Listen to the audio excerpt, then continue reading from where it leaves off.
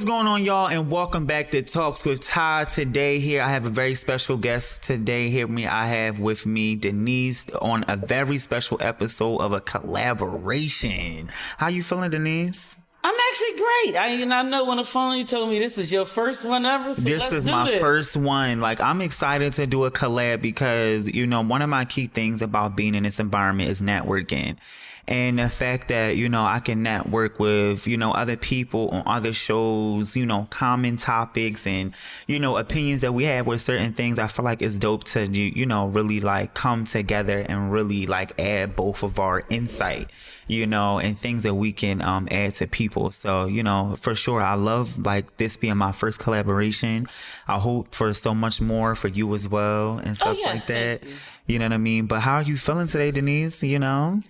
I'm actually excited because I started this podcast. I know many people started them during the pandemic, or I should say plandemic, where people plan their next phase of their lives. And I think for me, I did it before that. Like, I had started one before that was called Living Life on the Ledge. Okay. And I kind of was like, that's not the direction I want to go. So I kind of, as they say, restarted and went back to say, why not connect it to my business? Right.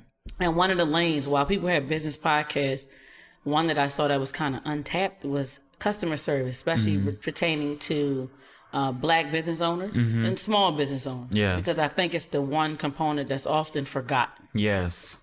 It's so true. That is so true. Before we get into the things, let's toast to you, your businesses, and all your collaborations. Yes, let's toast to you. But I couldn't agree more. I think, with so many entrepreneurs, Black young business owners, we're so prone to making sure that we're trying to start the business, trying to make sure that we get in, the key components right. But I feel like a lot of things that could be missed is the customer service, the particular people that you would want to be a part of your business, the right people. And sometimes you do got to go through trial and error with people. But, I think it's really key about understanding the type of people that you are bringing into your business, the type of people that you are trying to train. And that feels like that you feel as though have the skills in order for the business to be successful. You know what I mean? So let's start into the first, thing of what do you think people, need in order to have a successful business? I believe first and foremost is that why you're doing it. I think figuring out why your business is a must. I think many people start them because they like something that they like. Oh, I love lashes, so who wouldn't love lashes? I like clothes, so instead of really polling people, I think one of the go-tos is food. So I think people like, I want to sell grandmom's, greens. I would say get your friends together first to see even if everybody like grandma greens. Okay. And if they may say grandma greens is garbage, and you got to be okay with that, and you move to your next endeavor. But to be successful is just know why you're doing it, having a plan, just really knowing why you're doing this. Again, to the why. Is it financial freedom? Is it because you want to pass it off to your kids? Is it because it's something you always wanted to do? I think it's just like if you want to write a book. Yeah. Do you want to write and print one copy? Is it a journal? Do you really want to change lives? So I think that's the most essential part of being successful. After that, knowing who your business is for. Yeah.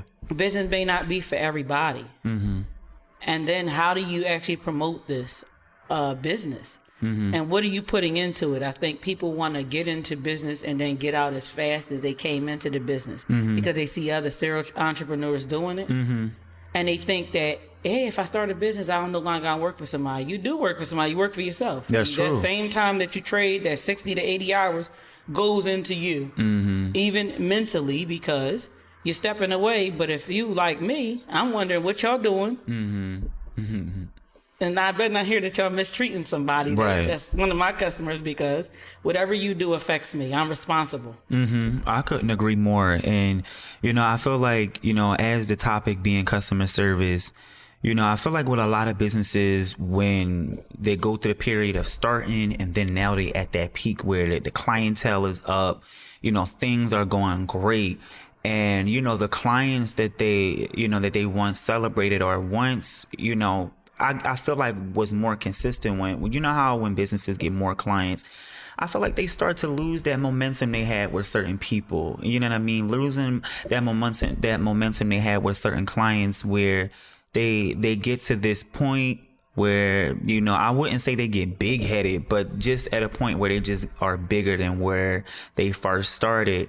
And I feel like, certain clients that supported them in the beginning, certain clients who were there in the beginning, it's a different energy. It's a different engagement. And I feel like this goes in customer service because, I feel like the same energy that you had when you started the business is the same energy you got to have maintaining it throughout, thoroughly, because I feel like one of the things that I feel like businesses do, they don't always, celebrate their supporters as much as I feel like they should. I totally agree.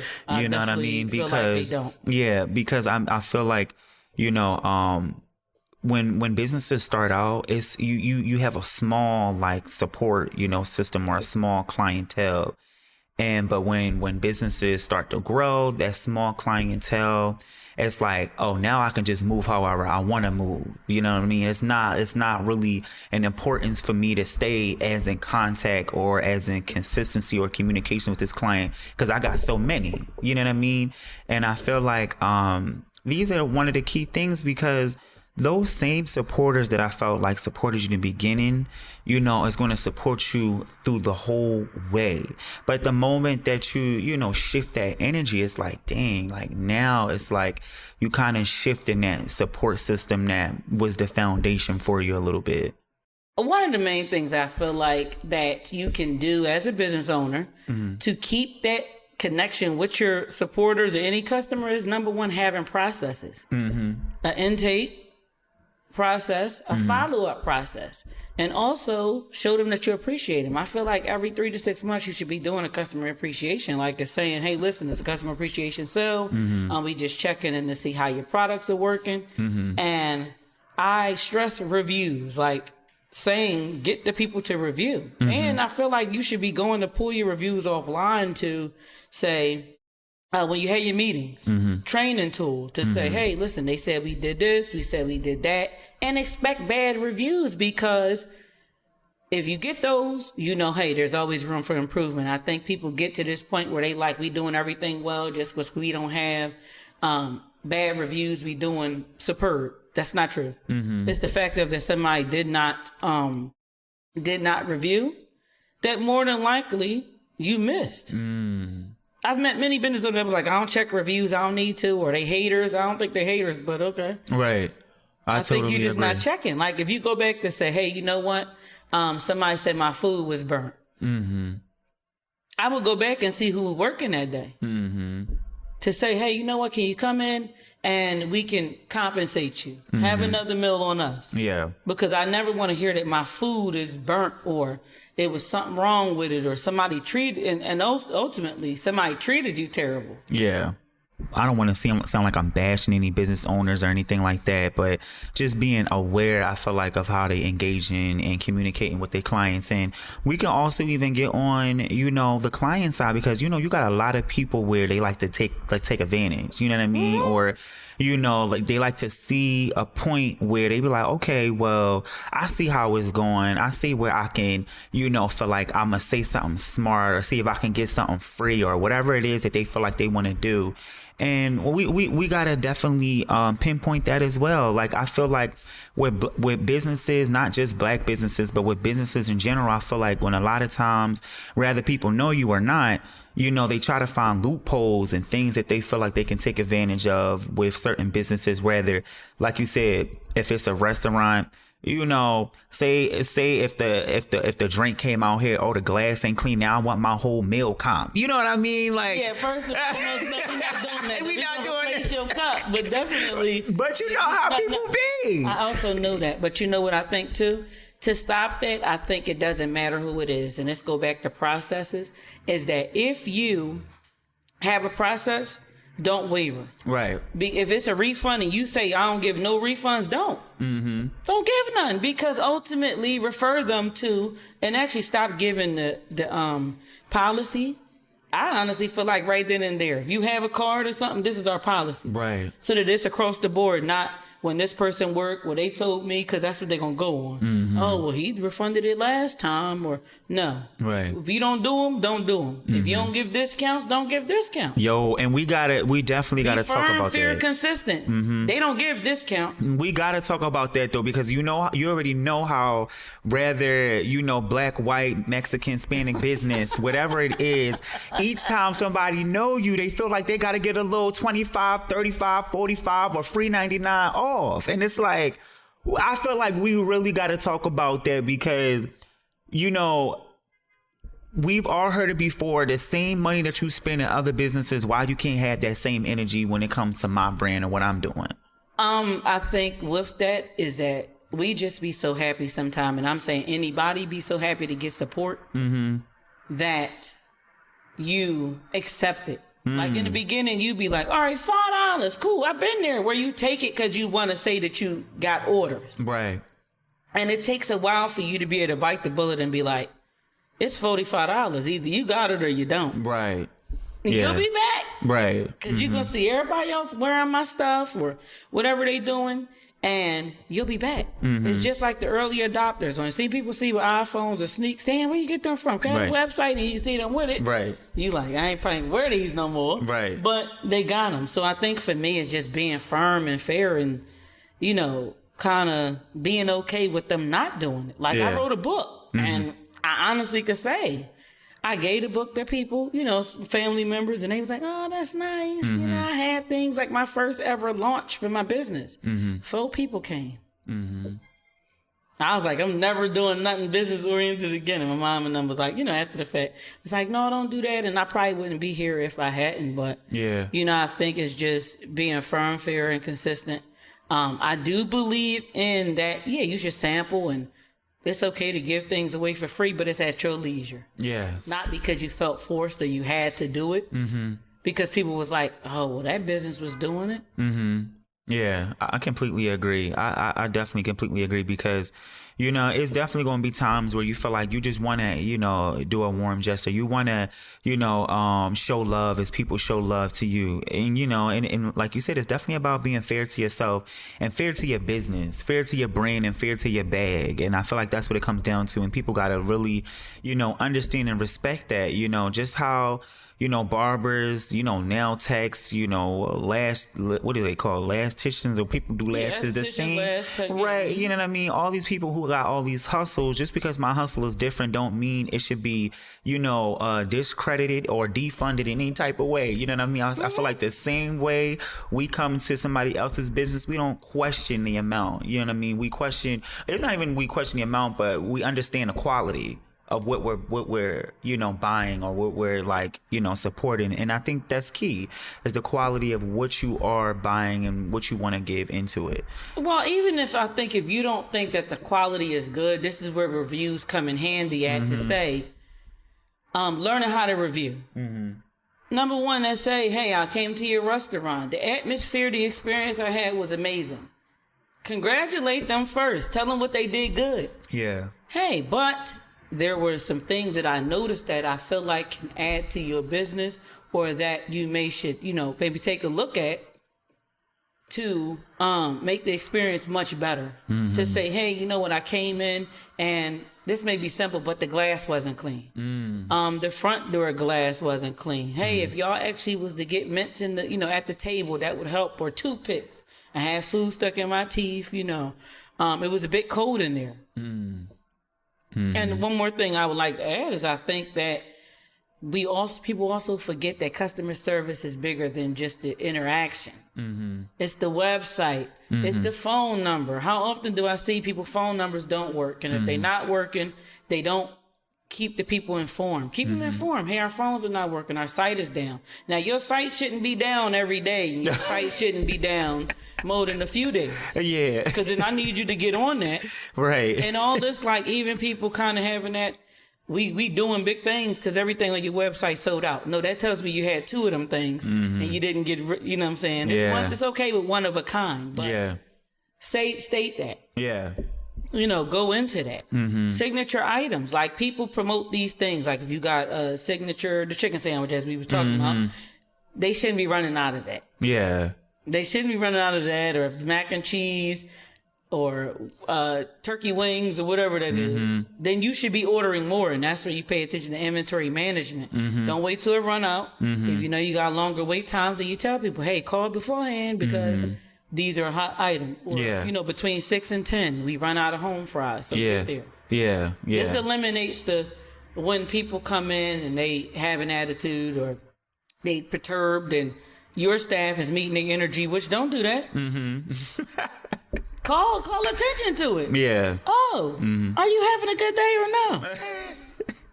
And I completely agree, because a lot of times when people come to establishment or businesses, they come and take a lot of their frustration out, you know, on you, rather from like a small mistake or something that could be easily just fixed. And, you know, it don't even necessarily got to do with you. You know what I mean? It's just how you respond to it and just get to the next thing. And I think in businesses, we got to stop taking a lot of things personally. And I feel like a lot of times we do that, where people, they come, they get crazy, and then it's like, oh, okay, now, because things that we take personally can affect us at a later time of us acting in a moment and not think about the longevity of what things could, you know, be. Well, we had the power of social media nowadays. I just actually watched the video, and I ain't gonna say who the person was, but ultimately they were mad about something that had in the restaurant, and they were talking about like the dog drinking out the cup. Oh wow, and everything, right? And so my thing is that while I saw where it could be better on both sides, one of the things that I noticed that the person said was like, oh, you must not know who I am, and you know, they probably got a little rowdy, and the people there. We got to still go back to this, you know what I'm saying? So ultimately, while you may know somebody, they still going to be around and you may not. Yeah. And vice versa. Yeah. I think that there's a way to do it. Now, yes, would I probably have bounced? Definitely. But I think, I don't know, I'm not quick to go to social media, and I feel like there's a way to even get them better. Review. Yeah. Hey, I went here. And when I got there, this happened, and I seen somebody drinking out of there, because people look at 90% of customers look at reviews before they even visit the place. Whether you're traveling, whether you're eating at a restaurant, only place I don't know if people look at reviews is probably fast food.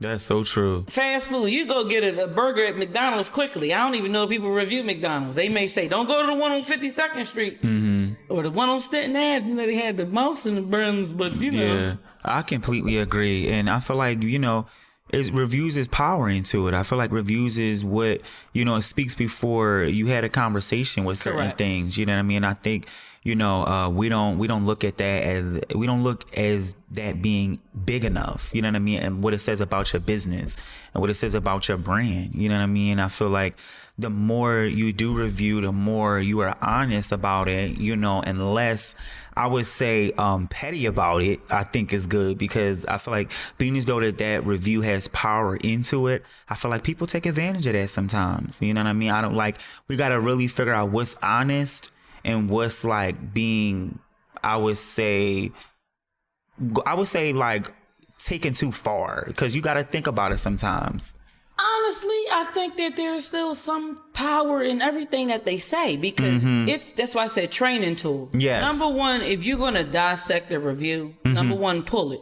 What day was it put up there? Yeah. Go back and look, because if you actually keep track of your transactions and sales, you may be able to figure out when it happened. Yeah. Okay, this was on second shift. This happened when that person there. Yeah. If you only got 3 people working there, it shouldn't be that hard to figure out where and when this took place. Yeah. And then to go back and be like, you got to know your staff too, because you'd be like, all right, they may not always be pleasant. You know, were they on their phones? Because that's another thing. People on their phones. Like, I think if we talk about typical just going into a business, 5 things that people talk about, period. Number one, acknowledgement. When you go in somebody's business, not only you acknowledging it and you talking to somebody else, but them acknowledging you. Yeah. And if you're helping somebody still, hey, you know what? I'll be with you in 1 second. That kind of take the edge off the person to be like, all right, you know, I see they helping somebody, right, but they still paid attention to me. The only time that happened to me is in shoe stores. Well, okay. You know what? Now, honestly, the shoe store thing. I mean, I don't know. We talking about married with children type of where he down there playing with their feet. Right. Probably not. If it's Macy's, you put your own shoes. Right. And it's a long line. We talking about the sale aisle or something. Right. But ultimately, I think, I can understand shoe stores. Yeah. Other than that, it shouldn't be happening. Yeah. I think it's ultimately you not that busy. Yeah. Because if I walked in and you didn't have 15 customers, y'all be, shooting the baloney like, yeah. whatever. Yeah. And so at least, or just not appear to look like y'all idle. Like I'm sure there are tons of things you could be doing, I honestly feel like as well is that reaching out to customers to find out how the product was. To say, hey, listen, even on your website, send an email. Hey, did you like that? Keeping track of what they ordered. Hey, how's the lip balm doing? Just getting the review beforehand so never to order that again, or vice versa, because most of the time people just keep ordering this stuff because it's selling out. That don't mean it's a good product. Yeah. Being knowledgeable when you go to restaurants, you say, how's the food? They pride themselves on knowing that, hey, I've tried this. At least try 3 items so that you can refer somebody when they sitting there looking at 52 options on the menu. And not sure what to order. And I think too, when you first starting out, people want to kind of have everything. Start out with a couple items, 5 items. Right. See how they do. Interchange them, switch them out. Pick one that you're going to kind of push a lot more. Yeah. That's why people kind of tend to go broke instantly, because you order 15 things. And now if nobody's ordering, you hold inventory. You like, oh, what I'm supposed to do with this? So then you scared to mark it down because you're like, well, I paid this much for it. But if you got a couple things that actually work, and you say, hey, once we sell that out, we're not going to have it no more. Let them say, when y'all getting them things back, or when y'all getting them, oh, okay. Right. Y'all like them. Right. No, I completely agree. And I think as long as people are more cognitive about, the processes and, like you said, systems and things, just having certain things and structure, I think people can be, very, successful with more longevity into it and less of the same type of problems coming up. Correct. I feel like, because that's what it be like, where you don't have really systems in place and things you're not aware. And a lot of times you just don't really know until you go through, situations or problems and things where you just have to figure it out. And I feel like with the whole people not really, having that good engagement with their customer service, a lot of times people just don't be caring for these jobs. You know what I mean? And that's why I feel like you got to really, bring the right people on your team, because, you can have a conversation with somebody you want to bring in your team because whatever reason, maybe you know them, maybe they were just really consistent about wanting to be on a team, but when they get on the team, they're just not really delivering how you would want them to deliver, but you just like, okay, well, whatever. You can't be like that, because your team represents your business, your team represents your brand, and I feel like a lot of times people don't really look at that as an important aspect. Well, I think vetting them, train them. Yeah. First and foremost, look at their resume. Just because it's your cousin and everything, do it right. Let me see your resume. Okay, you got, and I know this may sound too technical, like, why I gotta look at their resume, but treat them like that. Show them you serious. Yeah. Come like a boss to the table. All right, come fill out an app. I need your ID, all those things. Saying if they had customer service experience, and then while you may take their word, all right, well, you can have customer service training. I'm going to give it to you. I can't take just your word that you worked at McDonald's, and then we must take into consideration that every customer service interaction is different. Did you work at a nursing home health care? That's bedside manner and a college, or all the things you're doing. Even a DJ. I think, while it's loud, people still want to talk to you while you spinning records. You be like, yo, don't you see me busy? Yeah. You like, all right, I'll play your song. Right. So it's everybody has it. And then I think too is that when you was talking about being serious about it, put them through some trials. Yeah. Let people know at the 60 days we'll revisit this. Yeah. If we keep you, we keep you. We don't, we don't. Yeah. I definitely think that's so key, because after a while, when people don't really match what they give on the resume, it's like, all right, like, we got to have something in place where we can't just have people hanging around. You know what I mean? Because don't have you linger. Yeah. Listen, I'm sorry. This is we could, either I retrain you, or this might not be that. Yeah. Yeah, and you really got to have that honesty and open forum, because if you don't, you're just going to keep going through the same type of problems. You're going to keep trying to have the same conversations, the same thing, and nobody wants to live in a cycle, y'all. We just want to get to the next level. We want to evolve and get to the next space.